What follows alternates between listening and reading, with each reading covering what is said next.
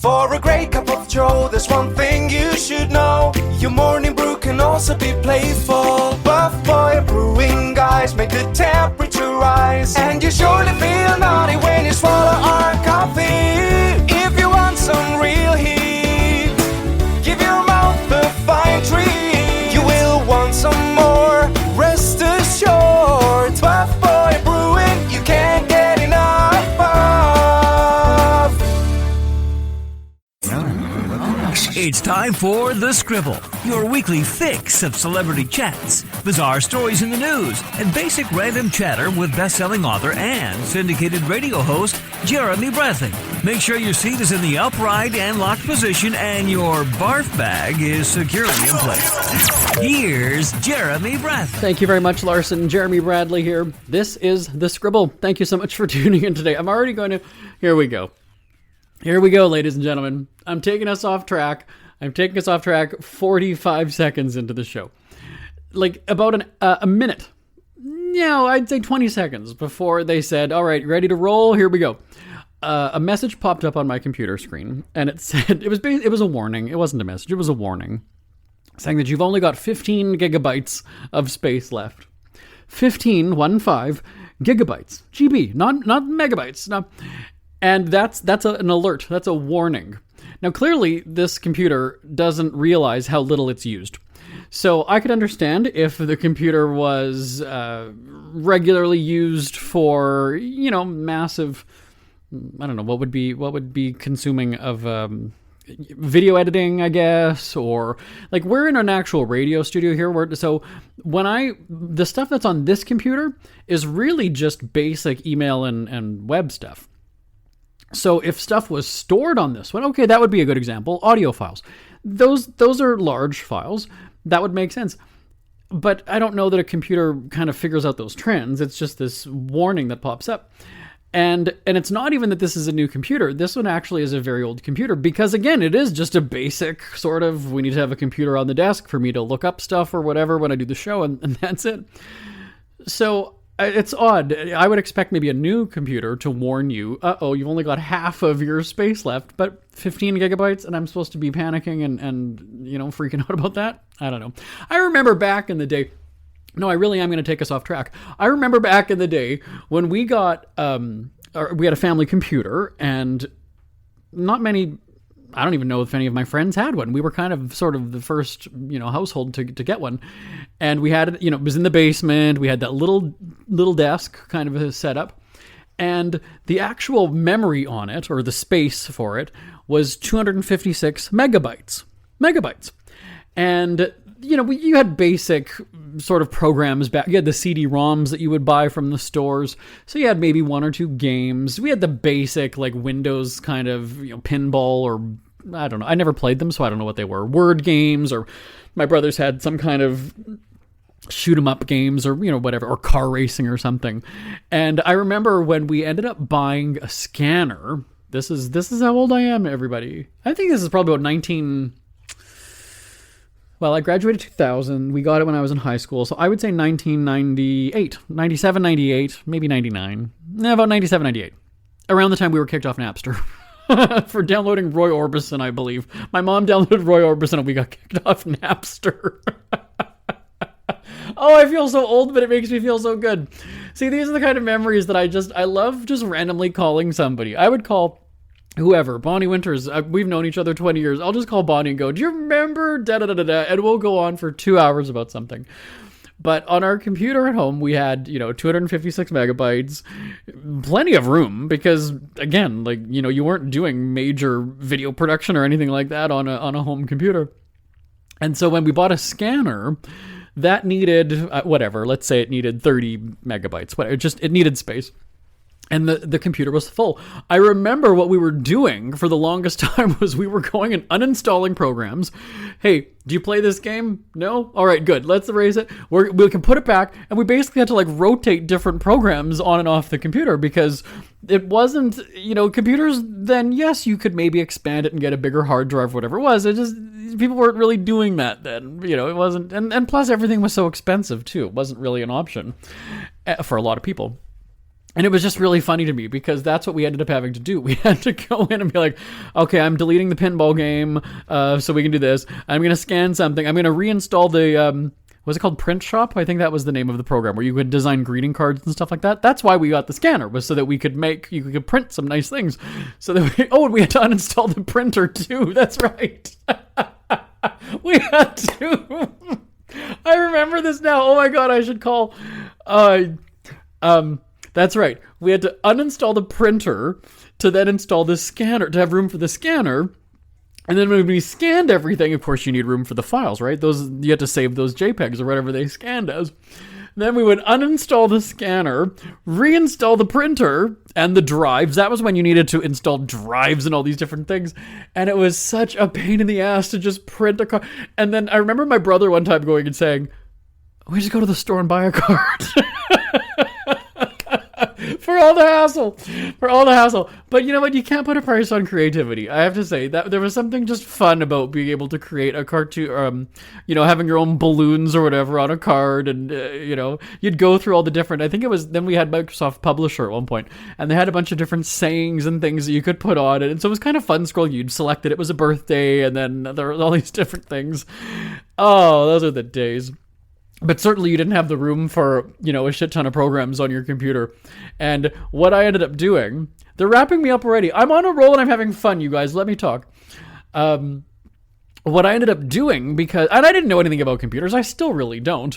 But I remember going through and clicking on, you had your C drive or whatever it was, and then you'd look through the different folders. And so you'd have the printer one, you'd have the this, you'd have that, you have the print shop one, you'd have the pinball game, you had all the folders for these things. So I remember, this is how stupid I was as a kid, but I mean, I wasn't really exposed to computers in the first place, so how was I supposed to know? But I would go and look at these folders and go and say, we don't use this, we don't need that, and I would delete a whole bunch of files. I would just go in and delete files, not realizing that they're system files that are eventually going to make your computer crash. So what happened was,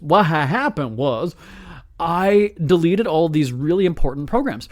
So because our computer, this is when you would buy a computer, you would get it on warranty. I think it was like 6 years. It was a ridiculous long warranty that we had for it.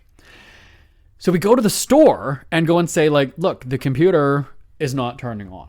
And at that time, you have to remember, the big thing for computers was getting a virus. And so that was kind of the big thing that computer technicians would do in the store when you would come in with a computer, was that they would have to de-virus it, I was going to say. They would have to decontaminate, debug it. That's really what your tech support was doing back then. And so for us, the technician at this store that we got it from wouldn't have thought, oh, this teenage kid is just going through and randomly deleting files. They weren't looking for things like that. So when they're doing their diagnostics or whatever tests they were running or whatever, they were running antivirus tests. And they were trying to boot it up, because remember, a virus used to be, it would just make your computer not be able to turn on. That was kind of the big danger. You'd have your virus programs installed, and that was kind of the big thing, was that every time you'd turn it on, you're like, oh, please, or all of a sudden just don't shut off because it's got a virus. And that's what they were assuming that it was initially. So then they would get it booted up or whatever and then return it to us. They would never say that it was a virus. They just said it was just a malfunction. It was just something with the... Then they started talking about the motherboards, and that was where I learned what a motherboard was. They said, it's going to be this, it's going to be this. They were ordering parts for it. Little did I know, fast forward however long, when I started to kind of talk and, tell a story, and I'm like, yeah, when I knew a little bit more about computers and I had my own or whatever, and I'm looking at all these different system files, and I was like, oh yeah, that's probably going to fuck this up, isn't it? I should probably just leave those alone. And it was funny because here's this store, these technicians, and it's a warranty, so they're going to have to keep trying until they get it. I mean, that's what it was. And then at one point, apparently, this was the funny thing. My cousin's, she married this guy, and he ended up working for the company. So he's a cousin-in-law, I guess. So my cousin's husband is working at that company, and he says, they have this thing called the no lemon guarantee, meaning that your computer was a lemon and it just doesn't work. After they fix it for the third time, after 3 times of the same thing, they have to replace it. They actually have to give you a new computer. Did you? And we were like, we did not know that. Give me a warranty. Who sits and reads the whole fucking thing, right? So I certainly wasn't, as a 15, 16-year-old kid. And so we ended up finding that out, go to the store, and we ended up having to get a brand new computer. Like I said, this was a warranty of like 5 or 6 years. That's unheard of. Could you imagine now? I mean, they're looking at it going, yeah, your computer's outdated after 2 years. You get tech support for maybe a year, then you're on your own. You're on your own. Don't come to us. You need a new computer at this point. It was I'm pretty sure it was 6 years. For some reason, that number is sticking out in my mind. I don't remember how much my parents paid for that, but it certainly came in handy because you have this dumpy ass computer. And then as time goes on, right, that's when you've got these bigger hard drives, faster, processors and motherboards and all this other shit.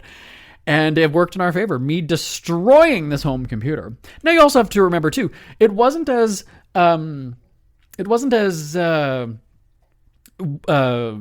what's the word? Chaotic or not detrimental. I can't think of the word. Catastrophic would be the word. It wasn't. If your computer crashed back then, what did we have on our computer? Right? We didn't have all of our banking and all of our photos and that wasn't. So if your computer crashed, well, it crashed. Oh, so you still had your AOL CD that you would just install another one. You didn't have all this personal data as you would now. Nobody was working from home. You weren't doing school papers, right? Like I remember, I'm talking like more than 25 years ago, right? Things have changed now. So now when your computer crashes, that's a big deal, just as if your phone crashes. But back then, I mean, okay, so we didn't have a computer for a few days. Right? Like we didn't, okay, whatever. So it was just such a different time. And I just remember laughing, going, we had to struggle just to even have 5 programs on this one computer. And now I look and go, my computer's saying, uh-oh, you only have 15 gigabytes.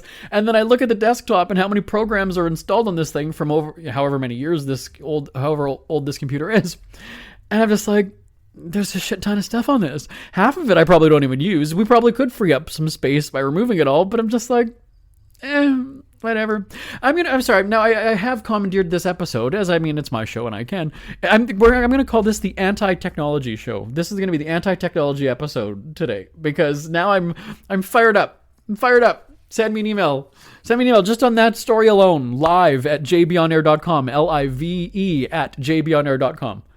Isn't it crazy that you wait for payday, but before you know it, you're strapped for cash again? It's time to stop blowing your money and become a smart spender with the book, The Official Guide to Being an American Cheapskate at cheapskatebook.com. Learn simple ways to cut costs at home every day and during special times of the year. Don't go broke at Christmas. Don't remortgage the house for a fancy vacation. The book is filled with tips to save you money throughout the year. Check out the best-selling book, The Official Guide to Being an American Cheapskate at cheapskatebook.com or on Amazon and iTunes.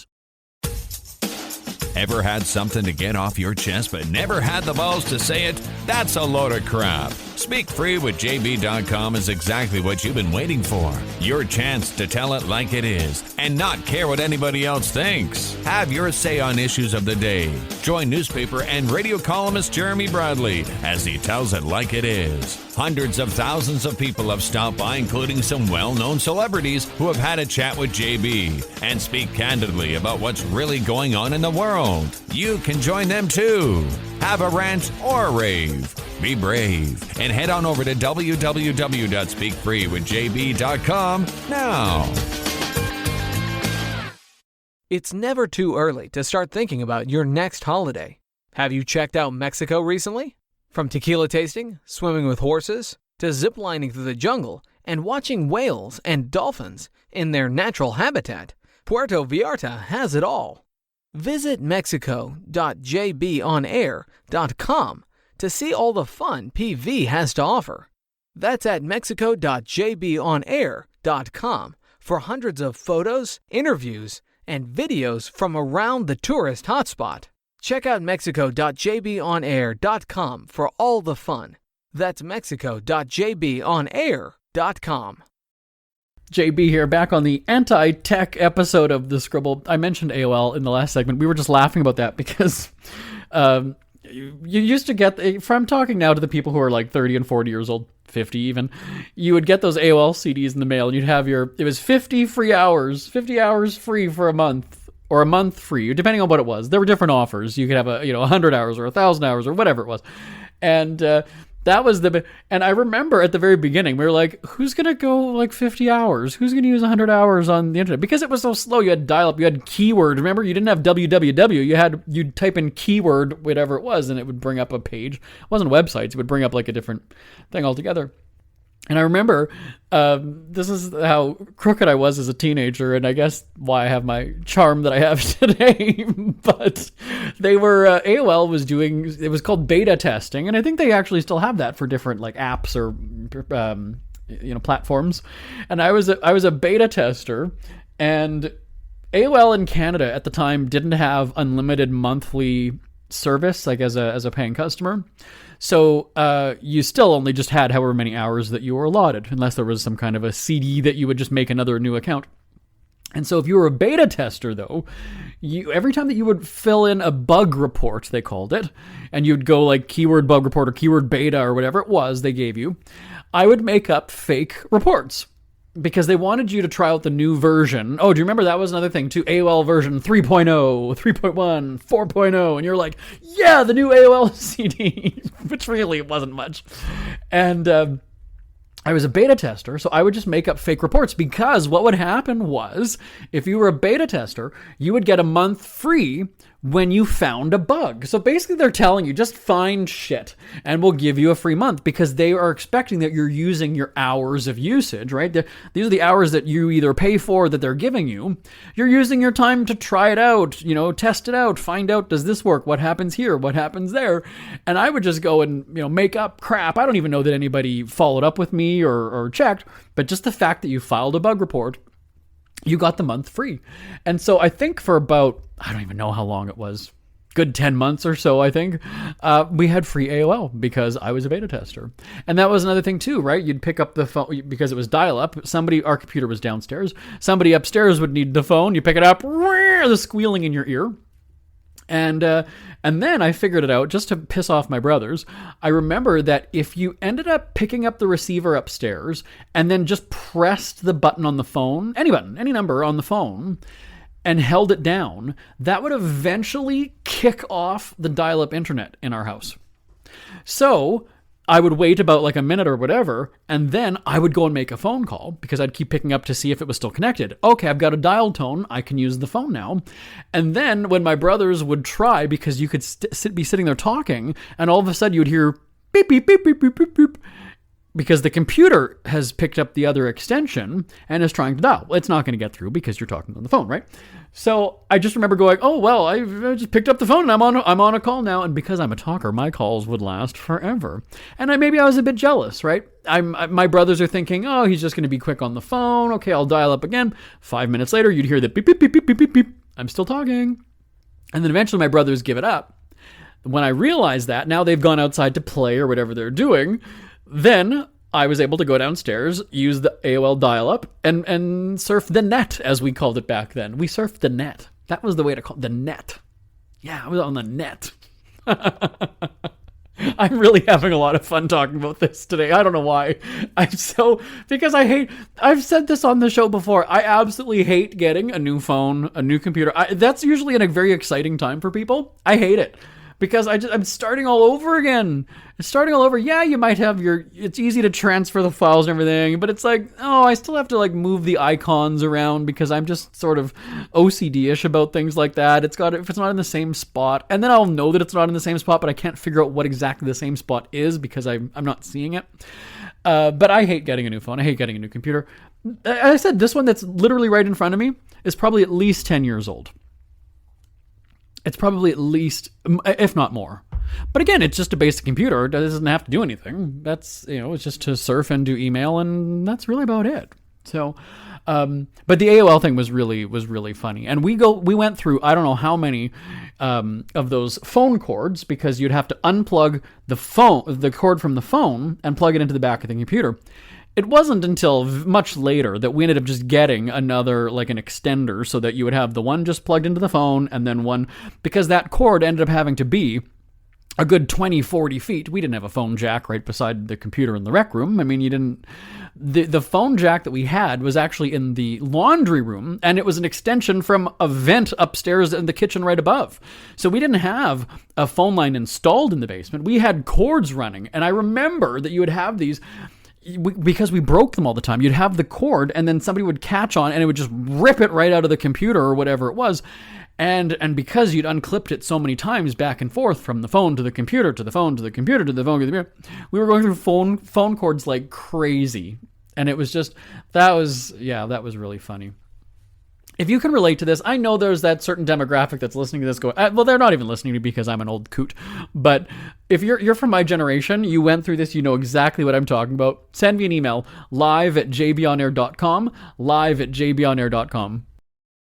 Who are the Kardashians feuding with now? What did that little thug Justin Bieber do this time? Who's getting hitched? And who's headed for Splitsville?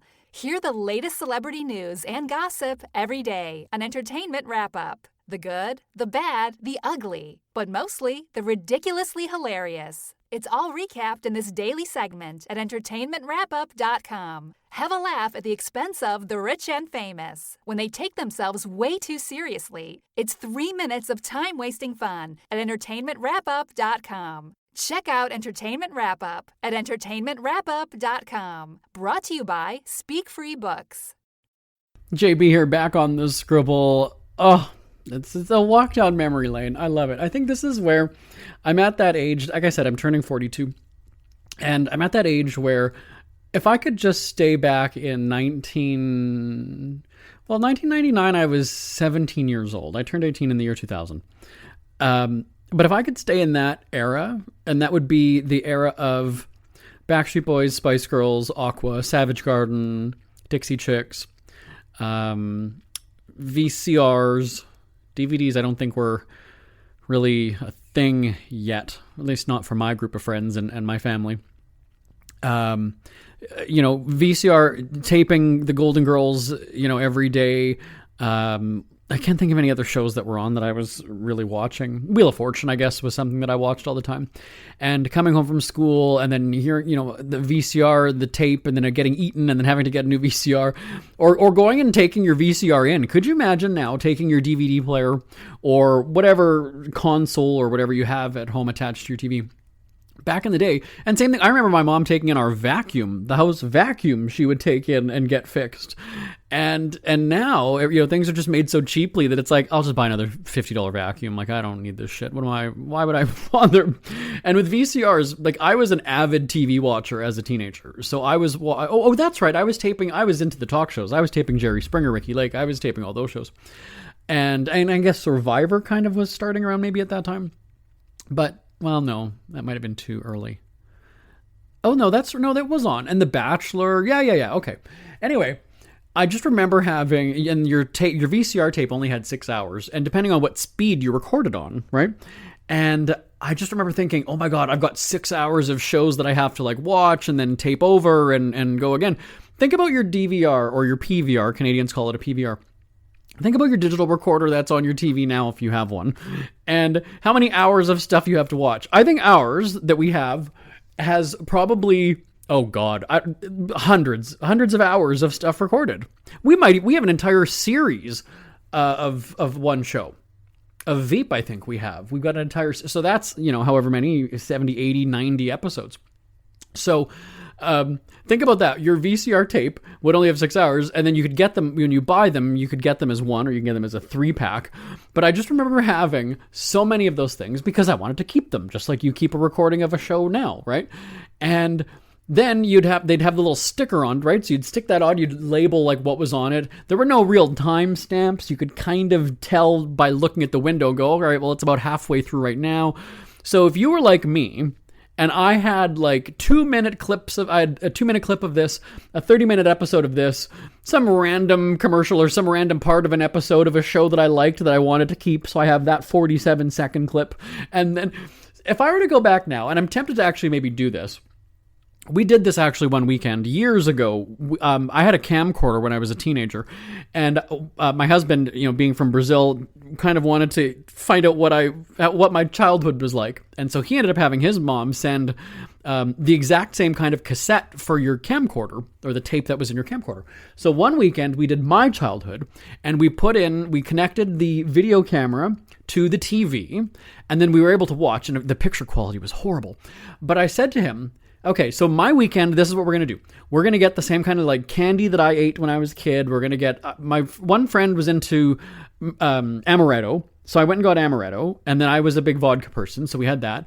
We went and we just got a bunch of stuff that was from that era, like the kinds of foods that I ate, or the junk food or what have you. And then we watched all these videos of me as a kid. And then the next weekend we did that with his. And his is a little bit different because of the Brazilian culture and things, so it was tough to kind of get some of the stuff, here in North America. But it was just really fun to do that, to kind of take that walk down memory lane. So for me to have all these VCR tapes, and I was just about to say that I want to get a VCR. I know they've got these different adapters and cables and whatever, and just like a record player is coming back, a turntable is coming back. I think VCRs are in a sense too. I just want to go and I want to put it on for 6 hours and just see the stuff that I had. And like I said, it would be episodes of Jerry Springer or whatever it is. And that would just be fascinating to do on, a rainy day or whatever, because I think it would also be maddening too at the same time. Because I just remember liking an episode or something that I wanted to save, and then all of a sudden your tape gets eaten and it's gone. And remember, that was when you had to watch the TV show right when it was on. There was no, unless it was a rerun. Sometimes you maybe hoped it was a rerun, but it was a done thing after that. You didn't get it. It wasn't coming back. There was no database that you could just go and press the buttons on your remote and bring it up again and watch it on Netflix. That was not happening, ladies and gentlemen. Again, share your thoughts with me if you're in my generation and you can relate to this. I think I know you can. Live at jbonair.com. LIVE at jbonair.com. We hear you chirping. Get scribbling. Tweet up the Scribble at The Scribble Show. Join the discussion with Jeremy Bradley. It's all going down right now on Twitter at The Scribble Show and at thescribbleshow.com. JB here, back on The Scribble. I was about to say in our final remaining moments, and then they were like, 4 minutes to go. So I am not out of stuff to talk about on this show, ladies and gentlemen, let me tell you. But I was one of the very first people to jump on that craze of Can You Hear Me Now? And it wasn't from a cell phone. Back when voiceover, a VoIP, internet phone is the general term for it. Back when that was just becoming a thing, essentially what would happen was your phone piggybacked on your internet connection, and then your phone was essentially through the internet. Now, there was a company in Canada, it was called Primus, I believe it was called. I don't even know if it's still around anymore. But I was an early adopter. Now, I had my own phone line, an actual landline, from the time that I was a teenager. And then, when I got a little bit more, techie in high school, I was kind of like, okay, let me try this VoIP thing. And it seemed really cool. Okay, it just uses the internet. Well, back then, we didn't really have high-speed internet. Your connection would come and go here and there. So when you would call in, for tech support, they needed to see the lost packets. They would do these different tests on your internet connection, all just to use your bloody phone. Now, when I mentioned about the AOL beta testing thing earlier, you'd get a free month or whatever if you reported a problem. So with my VoIP phone with Primus, I had such incredibly horrible phone issues, exactly like that Can You Hear Me Now thing. Or just a phone, just hang out. So think about the cell phone troubles that you get when you're, if you're in a basement somewhere or around a lot of concrete, whatever, your phone signal. Well, this is what your internet phone was doing when it was piggybacking. Your landline was piggybacking with your internet connection. And your calls would just drop. You could be sitting there for 2 minutes talking, and then the person's not responding, and you're like, do you hear me? And then, you can hear them, but they can't hear you. And so it was another battle of taking on this company. And this is where they had an easy out, because they were saying, well, it's not our problem, it's your internet, right? That's the thing with piggybacking on someone else's product or service. They go and say, our phone is only as good as your internet connection, which is true. It is true, right? So then we called the internet company, the dial-up or whatever company that we had, our cable company basically, and said, look, fix it. It's not working for the internet phone. Well, the cable company then comes and says, well, that's not our problem. It works for your TV and it works for your internet. That's what you're paying us for. You have no problem with your internet? No. And we'd say, but look, we've got lost packets. We've got, whatever. And the cable company's like, that's not our fucking problem. Why are we're going to go and tweet, we're going to send somebody to your house, pay them to fix something that's not a problem for us, so another company can make money off of our product. And until that was put into that perspective, I was kind of like, That makes sense. Yeah, good point. But having said that, there were months and months and months and months and months of free service, I could tell you. And that was when I was in my, late teens, early 20s, and I was a scrappy, I was going to fight the company. Oh, you're not going to pull shit on me as a consumer. I'm paying you, I'm a customer. Now I'm just like, I don't care, whatever. I'll just go to another company. I'm not going to put up a fight. I'll leave you, whatever, who cares? And that was my internet phone. That was crazy. Did you ever have that? So again, once we got to wrap up. Got 20 seconds. Live at jbonair.com. Live at jbonair.com. The anti-technology episode. I love it. My name is Jeremy Bradley. This is the Scribble on a digital podcast. I'll talk to you next time. Bye. Want more Scribble? Check out thescribbleshow.com for past shows, celebrity interviews, cheapskate tips, and more. That's at thescribbleshow.com and on Twitter at The Scribble Show. The Scribble is a speak-free media presentation. If you want some